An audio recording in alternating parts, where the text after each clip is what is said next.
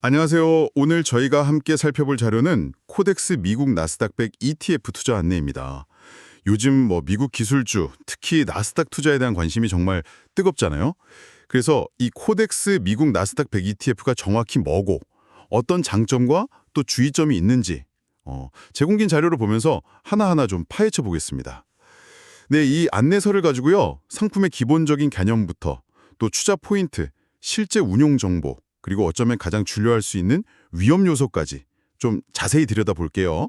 옆에서 전문가가 설명서를 같이 읽어주는 것처럼요. 자, 그럼 바로 시작해 볼까요? 이 ETF 우선 정확히 뭔가요? 핵심은 그 나스닥 100 지수 추정이겠죠? 네, 맞습니다. 그게 제일 중요하죠. 나스닥 100 지수라는 게 이제 미국 나스닥 시장에 상장된 회사들 중에서요. 금융주는 빼고 시가총액 제일 큰 100개 기업을 모아놓은 거예요. 마이크로소프트, 애플, 아마존, 엔비디아, 구글 모회사 알파벳 이런 정말 혁신적인 기술 기업들이 거의 다 여기에 포함되어 있다고 보시면 됩니다. 아, 그러니까 이 ETF 하나만 사면 방금 말씀하신 그런 글로벌 대표 기술주 100개에 자동으로 분산 투자하는 셈이 되는 거네요. 개별 주식 하나하나 고르기도 어렵고 또 가격도 부담스러울 수 있는데 말이죠. 네, 정확해요. 그게 ETF의 가장 큰 매력 중 하나죠. 여러 기업에 나눠 투자하는 펀드의 장점하고 또 주식처럼 시장에서 바로바로 사고 팔 수 있는 편리함을 합친 거니까요. 특히 이 상품은 미국 기술산업 성장에 좀 투자하고 싶은데 뭘 사야 할지 잘 모르겠다. 혹은 개별 종목 위험은 좀 피하고 싶다. 이런 분들한테 아주 좋은 대안이 될 수 있습니다. 기술 분야 전체에 투자하는 거죠. 네, 투자 안내서에도 그런 점들을 투자 포인트로 딱 짚어놨더라고요. 첫째가 방금 말씀하신 미국 핵심 기술 기업 투자, 둘째는 분산 투자를 통한 위험 관리. 근데 이 분산 투자라는 게요, 위험이 아예 없어지는 건 아니지 않습니까? 그렇죠? 어떤 위험을 줄여준다는 건지 조금 더 설명을 해주시면 좋을 것 같아요. 네, 그 점 중요합니다. 분산 투자가 만능은 절대 아니거든요. 여기서 위험 관리는 주로 개별 기업 위험, 이걸 줄이는 데 초점이 맞춰져 있어요. 예를 들어서 100개 중에 한두 회사가 갑자기 안 좋은 일이 생겨서 주가가 크게 떨어져도 ETF 전체 가격에 미치는 영향은 좀 덜하다는 거죠. 특정 기업의 어떤 쇼크를 완화시켜주는 효과랄까요? 하지만 미국 기술주 시장 자체가 안 좋아지거나 아니면 경제 전체가 흔들려서 나스닥 100 지수 자체가 내려가는 시장 위험은 분산 투자로도 피하기는 어렵습니다. 이건 분명히 아셔야 해요. 아, 그렇군요. 개별 종목의 어떤 특수한 위험은 줄여주지만 시장 전체가 움직이는 건 어쩔 수 없이 따라간다. 이런 의미네요. 자, 그리고 또 다른 투자 포인트로 합리적인 총보수. 이게 있던데요. 자료 뒤쪽에 보니까 연 0.0062%라고 써 있어요. 이게 어느 정도 수준인가요? 왜 중요한 건지도요. 숫자 자체는 되게 작아 보이는데 0.00062%. 네, 이거 정말 낮은 수준입니다. 총 보수라는 게 그 ETF 운용하는 데 드는 모든 비용 있잖아요. 운용사 직원 월급이라든지 지수 사용료, 사무 비용 이런 걸 다 합쳐서 펀드 자산 대비 비율로 표시한 건데요. 이게 왜 중요하냐면 투자자가 실제로 내는 비용이기 때문이에요. 특히 장기 투자할 때는 이게 뭐랄까 소리 없는 도둑처럼 수익률을 갉아먹을 수 있거든요. 0.01% 차이도 몇 년, 몇십 년 쌓이면 복리 효과 때문에 최종 수익에서 꽤 큰 차이를 만들어요. 국내에 상장된 다른 나스닥 100 ETF들이랑 비교해보면 이 상품 보수가 지금 제일 낮을 겁니다, 아마. 그래서 5년, 10년 이렇게 길게 보고 미국 기술주에 투자한다면 이 낮은 보수는 확실히 매력적이죠. 아, 장기로 갈수록 그 작은 비용 차이가 눈덩이처럼 불어날 수 있다. 와, 이거 진짜 무시 못하겠네요. 다음 특징으로는 환노출 상품이라는 점이 있네요. 환해지 상품도 있는데 이건 환노출이다. 이게 수익률에 구체적으로 어떤 영향을 주는 건가요? 네, 환 노출. 이건 뭐냐면 투자하는 자산, 그러니까 미국 주식 가격 변동성뿐만 아니라요. 미국 달러랑 원화 사이의 환율 변동에도 그대로 노출된다는 뜻입니다. 쉽게 말하면 두 가지 변수가 같이 움직이는 건데요. 만약에 투자 기간 동안 나스닥 지수도 오르고 동시에 달러 가치도 원화 대비 세져서 즉 원달러 환율이 오르면요. 그러면 주가 상승분 플러스 환율 상승으로 인한 이익, 이걸 환차익이라고 하죠. 이걸 둘 다 얻을 수 있어요. 수익이 더 커지는 거죠. 그럼 반대 경우도 있겠네요. 주가는 올랐는데 만약에 달러 가치가 떨어져서 원달러 환율이 내려가면 오히려 수익률이 좀 깎일 수도 있는 거고요. 바로 그겁니다. 최악은 주가도 내리고 환율도 내리는 경우겠죠. 그럼 손실이 더 커질 수 있고요. 물론 주가는 내렸는데 환율이 올라서 손실을 좀 막아주는 경우도 있을 수 있습니다. 결국 환노출형은 투자 수익률에 환율이라는 별수가 하나 더 들어가는 구조예요. 그래서 투자할 때는 미국 기술주 시장 전망뿐만 아니라 앞으로 원달러 환율이 어떻게 될지 이것도 같이 좀 고민해 볼 필요가 있습니다. 달러 강세를 본다면 환노출형이 나을 수 있고 약세를 본다면 환해지형을 다져볼 수도 있겠죠. 네, 투자할 때 고려할 게 하나 더 생기는 셈이군요. 자, 그럼 이제 실제 운용 관련 정보들을 좀 볼게요. 운용사는 삼성자산운용이고 분배금은 매년 1월, 4월, 7월, 10월 마지막 영업일에 준다고 나와 있네요.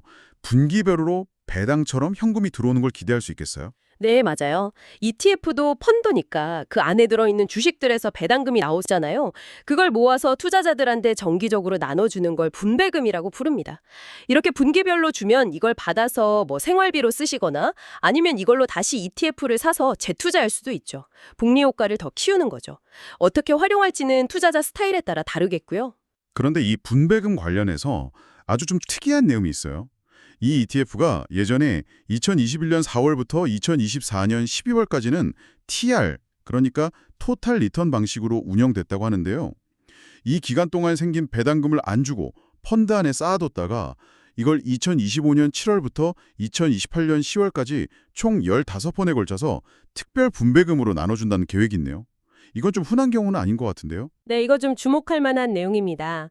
TR 방식은 말씀하신 대로 배당이 나와도 바로 안 주고 자동으로 그 펀드에 다시 투자해서 수익률을 높이는 방식이거든요. 세금 이원 효과도 좀 있고요. 그런데 아마 투자자들이 현금 흐름을 더 선호하게 됐거나 아니면 운영 정책이 바뀌었거나 그런 이유로 TR 방식에서 지금처럼 분배금을 주는 PR 방식으로 바꾸면서요. 과거 TR 기간 동안 쌓였던 그 배당 재원을 이제 투자자들한테 돌려주기로 결정한 것 같아요. 그럼 2025년 7월 이후에 이 ETF를 가지고 있는 사람들은 원래 받던 분기별 분배금 말고도 이 특별 분배금까지 추가로 받게 된다는 거네요. 약간 생각지 못한 보너스 같은 느낌이 들 수도 있겠어요? 그렇죠. 약간 연말정산 환급받는 기분일 수도 있겠네요. 다만 이게 과거 특정 기간의 운용 방식 변경 때문에 생기는 어떻게 보면 일회성 이벤트라는 점은 아셔야 하고요. 안내서에 나온 대로 2025년 7월부터 2028년 10월까지 분기별로 15번 나눠서 준다고 하니까 만약 그 기간에 이 ETF를 보유할 계획이 있으시다면 이 추가 현금 흐름이 있다는 걸 염두에 두시면 좋겠습니다. 정확한 날짜나 금액은 운용사 공지를 꼭 확인해야 할 거고요. 알겠습니다. 이런 좀 특별한 점까지 잘 챙겨봐야겠네요. 자, 그럼 이제 가장들 궁금해하실 것 같은데 바로 과거 수익률입니다. 안내서에 2025년 9월 24일 기준으로 기간별 수익률이 나와 있는데 와, 숫자들이 정말 대단합니다. 최근 1년 순자산 가치 기준 30.16% 올랐고 최근 3년 기준으로는 무려 115.18% 상승했다고 하네요. 이 정도면 진짜 혹할 수밖에 없겠는데요. 네, 숫자만 보면 정말 그렇죠.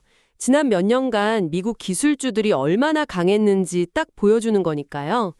근데 바로 여기서 투자자들이 제일 조심해야 할 부분이 나옵니다. 그 유명한 말 있잖아요. 과거 수익률이 미래 수익률을 보장하지 않는다. 이게 투자의 제일 원칙이죠. 특히 나스닥 100 지수는 성장 기대감이 높은 기술주들이 많아서 시장 상황이나 기술 트렌드 변화 아니면 금리 같은 거시경제 요인에 따라서 변동성이 아주 클 수 있거든요. 지난 3년간 115% 올랐다고 해서 앞으로 3년도 그럴 거라고 기대하는 건 좀 위험할 수 있습니다. 맞아요. 높은 수익률에는 항상 그만큼의 위험, 변동성이 따라온다는 걸 절대 잊으면 안 되겠죠. 그래서 투자 안내서 마지막 부분에도 투자 시 유의사항을 꼭 읽어보라고 강조하는 거고요. 제일 중요한 건 역시 원금 손실 가능성에 대한 경고겠죠. 아무리 좋은 기업 100개에 나눠 투자해도 시장이 안 좋거나 환율이 불리하면 원금을 잃을 수도 있다. 이 점을 분명히 하고 있습니다. 그렇습니다. ETF는 예금 같은 보호 상품이 아니에요. 실적 따라서 수익이 결정되는 투자 상품이죠. 그래서 기초자산인 나스닥 100 지수가 오르내리는 거, 그리고 원달러 환율이 변하는 거에 따라서 ETF 가치도 계속 변하고요. 그래서 원금 손실 위험은 늘 있는 겁니다. 또 아까 말씀드린 그 낮은 총보수 0.0062% 이거 외에도 실제로 ETF 사고 팔 때는 증권사에 내는 매매 수수료가 또 있고요. 그리고 팔아서 이익이 나면 관련 세금도 내야 하죠. 배당소득세나 영도소득세 같은 거요. 이런 부대 비용까지 다 생각해서 최종 판단을 해야 합니다. 그리고 어떤 금융상품이든 마찬가지겠지만 투자 결정하기 전에는 꼭 공식 문서를 보라는 당부도 있네요. 간이 투자 설명서랑 집합 투자 규약을 반드시 읽어보라고요. 네, 이건 필수입니다. 필수.